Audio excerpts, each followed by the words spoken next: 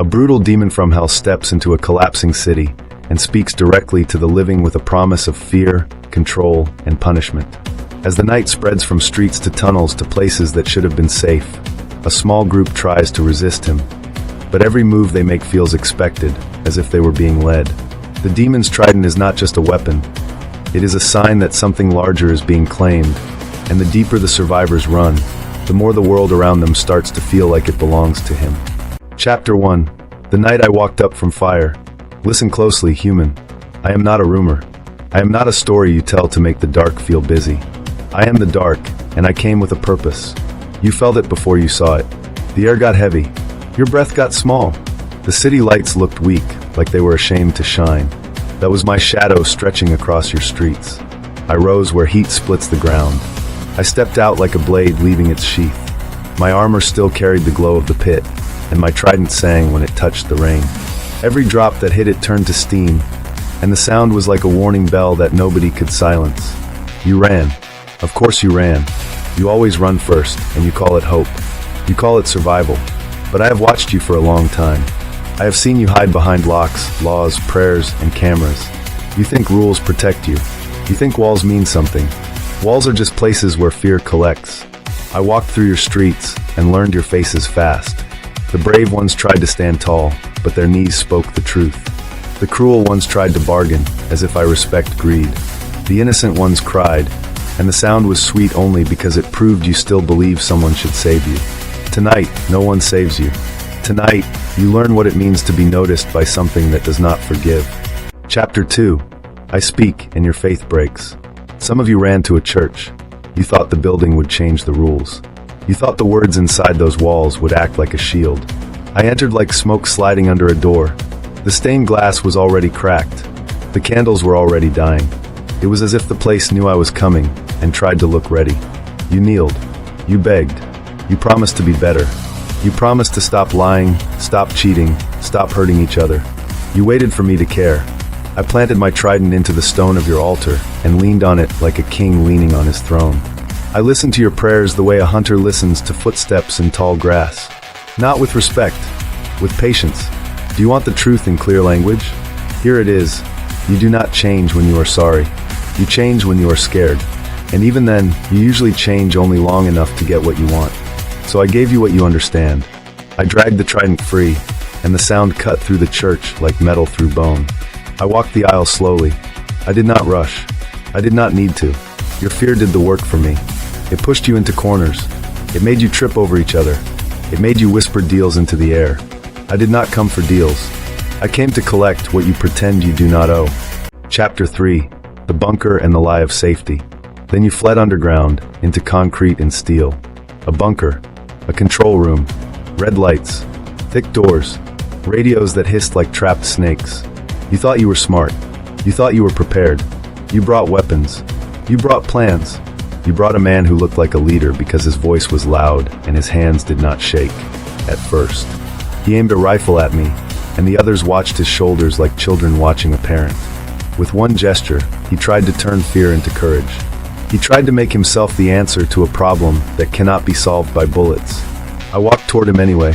The first shots cracked the air. Sparks jumped from my trident as the metal caught every round like they were nothing but thrown pebbles.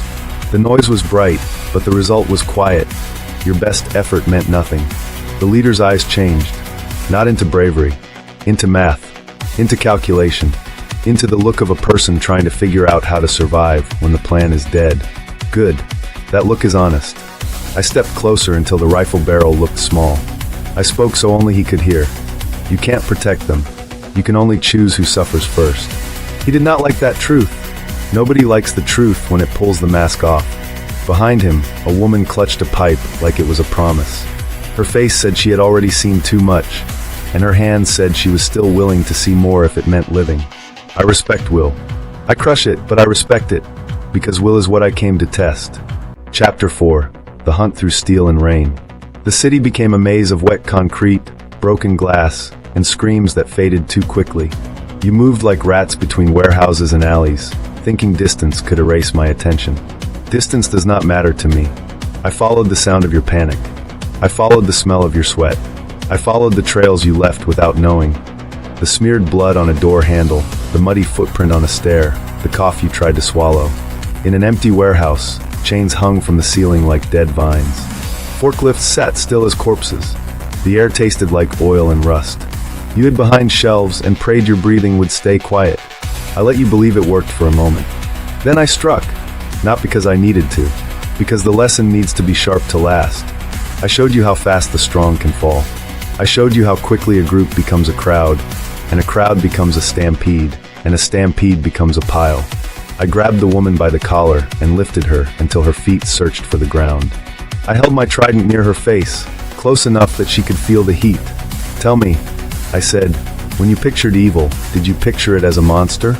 Or did you picture it as the part of you that enjoys watching someone else lose?" Her eyes answered before her mouth did. "You all have that part. Some of you feed it, some of you deny it. But it is there, waiting for the right moment to call itself justice. I do not call it justice. I call it yours." Chapter 5. The Roof, the Storm, and the Choice. You ran into a hospital because you thought the word help lived there. What a fragile belief. The halls were empty. The lights flickered like tired eyes. The rooms smelled like old chemicals and newer fear. I walked those corridors and felt your hope crack. That is a sound I enjoy. It is the sound of a lie dying. You tried to lock doors. I opened them. You tried to hide in silence. I brought noise. The trident hit tile and threw sparks like angry stars. Somewhere above, wind screamed across a rooftop. So you climbed. On the roof, the city looked like a wound that would not close. Fires in the distance. Sirens with no direction. Rain falling hard, as if the sky was trying to wash the world clean. The leader stood between me and the others. His arms shook now. Not because he was weak, but because he finally understood the scale of the problem. He looked at the edge of the roof, then at me, then at the people behind him. A choice formed in his face. A terrible one. I stepped closer and lowered my voice, gentle like poison. "You want to be remembered as strong. So be strong. Decide." I offered no mercy. I offered clarity. Because humans do not fear pain most. They fear responsibility. Chapter 6. The Gate That Knows Your Name.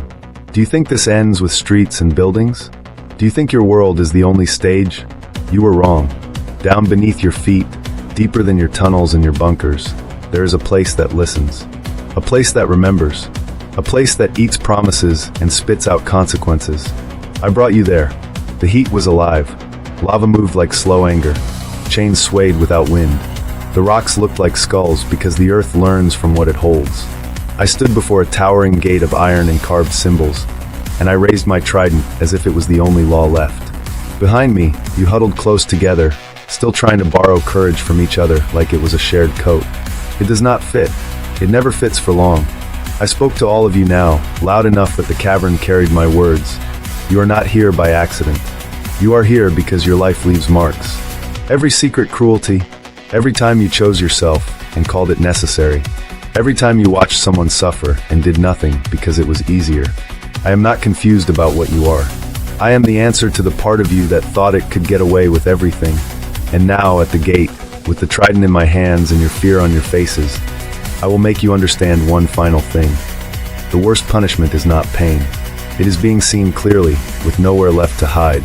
If you want more terrifying horror speeches and dark storytelling like this, subscribe to the channel, activate notifications so you don't miss the next upload. Give this video a like, comment what part hit you the hardest, and share it with someone who loves scary stories.